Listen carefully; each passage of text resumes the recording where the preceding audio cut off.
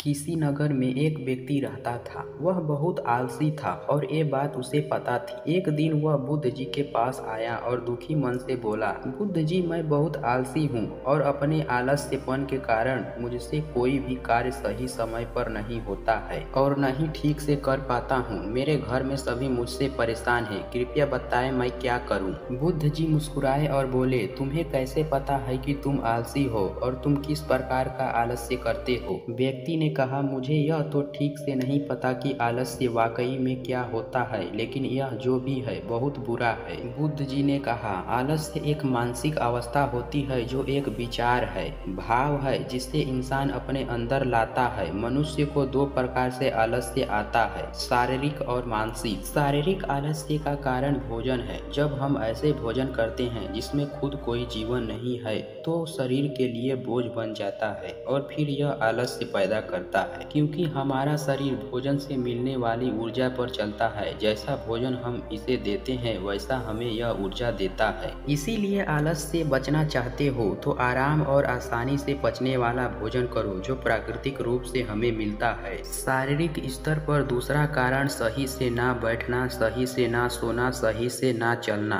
बुद्ध जी ने आश्रम के भिक्षुओं की तरफ इशारा किया और कहा, देखो, इन भिक्षुओं को ध्यान से देखो। इनके चलने, बैठने और लेटने में संतुलन है। जब ये चलते हैं तो इनके पैरों के बीच तालमेल होता है। बैठते हैं तो गर्दन ऊपर और रीढ़ की हड्डी बिल्कुल सीधी होती है। जब लेटते हैं तो शरीर बिल्कुल स्थिर और तनाव रहित होता है, जिससे वे आरामदायक और गहरी नींद लेते हैं। व्यक्ति बोला, क्या पर्याप्त नींद आवश्यक है? बुद्ध बोले, हाँ, ना कम ना अधिक। यदि रात को पर्याप्त नींद नहीं लेते हो तो कल का दिन आलस्य और थकान से भरा होगा। व्यक्ति ने कहा, आपने सच कहा, यह मैंने भी महसूस किया है। बुद्ध बोले, शारीरिक स्तर पर तीसरा कारण सुबह जल्द ना उठना है। जल्द तभी उठ पाओगे जब तुम रात को सही समय पर सो पाओगे। इन आश्रम के भिक्षुओं को देखो, इनके रात का सोने का समय निश्चित है, तभी यह सुबह जल्द उठते हैं।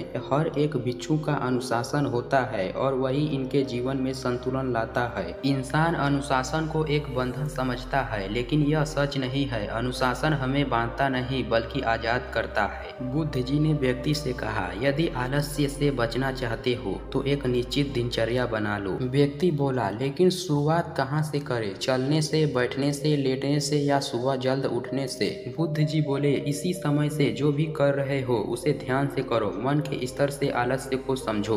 मानसिक स्तर का पहला कारण, जब हम किसी कार्य को करने के लिए खुद को काबिल नहीं समझते तो हमें आलस्य आता है, क्योंकि हम वह कार्य पहले भी नहीं कर पाए थे। हम मन को यह नहीं समझाते कि पहले और अभी के कार्य में बहुत फर्क है। साथ ही मानसिक तौर पर हम वह नहीं है जो पहले थे। तब से लेकर आज तक हमने बहुत कुछ सीखा है। मानसिक आलस्य से बचना है तो खुद पर विश्वास करना सीखो। मानसिक स्तर का दूसरा कारण है आलसी और छोटी सोच वाले व्यक्तियों के साथ रहना। कई बार देखा गया है कि हम आलसी नहीं होते, लेकिन ऐसे लोगों के साथ रहने से हम भी वैसे ही हो जाते हैं। वह व्यक्ति बोला, आप सही कह रहे हैं, यह भी मैंने महसूस किया है। बुद्ध बोले, मानसिक स्तर का तीसरा कारण काम को टालना। मानसिक तनाव का सबसे बड़ा कारण है। हमें पता नहीं चलता, लेकिन धीरे धीरे यह आदत हमारे अंदर घर बना लेती है और जिंदगी खराब कर सकती है। इसीलिए जो काम आज कर सकते हो उसे आज ही करो, कल के लिए उसे न टालो। बुद्ध ने कहा, मानसिक आलस्य का चौथा कारण, लक्ष्य स्पष्ट न होना। मान लो एक रेगिस्तान में फंसे हो और तुम्हें प्यास लगी है तो तुम क्या करोगे? वह व्यक्ति बोला, मैं पानी ढूंढने के लिए आसपास की गांवों की तलाश करूंगा। बुद्ध बोले, यदि गांव नहीं मिला तो क्या करोगे? वह व्यक्ति बोला, तो फिर मैं ढूंढने का प्रयास करूंगा, क्योंकि मेरे पास कोई विकल्प नहीं है। बुद्ध बोले, जब किसी के पास स्पष्ट लक्ष्य का ना होना है, यदि सुबह उठकर व्यायाम नहीं कर पा रहे हो तो तुम्हारी नजर स्पष्ट नहीं है कि तुम्हें व्यायाम क्यों करना है। यदि तुम भविष्य में होने वाले रोगों के प्रति सचेत नहीं हो।